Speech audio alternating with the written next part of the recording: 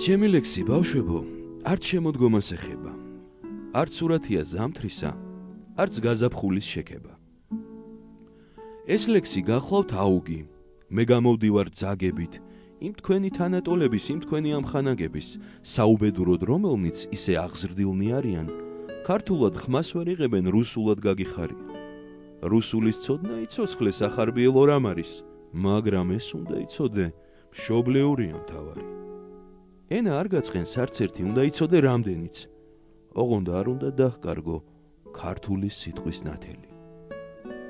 მე ისეთ ქართველს რა ვუთხრა ისეთ ამხანაგს, ვინც ვერ ახერხებს ქართულად წერას, კითხვას და ლაპარაკს. ვინც არ იცის და არც უნდა იცოდეს ჩვენი წარსული.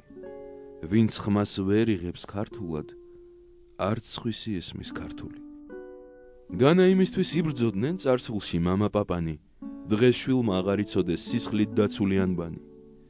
თუ კი წინაპარს შანთებით ვერ დაავიწყეს ქართული, თუ დღესაც მღერის ქართველი ფერეიდანში ფანდურით, შენ აქ რა ღმერთი გაგიწყრა, ვინ იყო შენი გამზრდელი? შენი გულისთვის დამიწყდა როცა ამდენი ქართველი.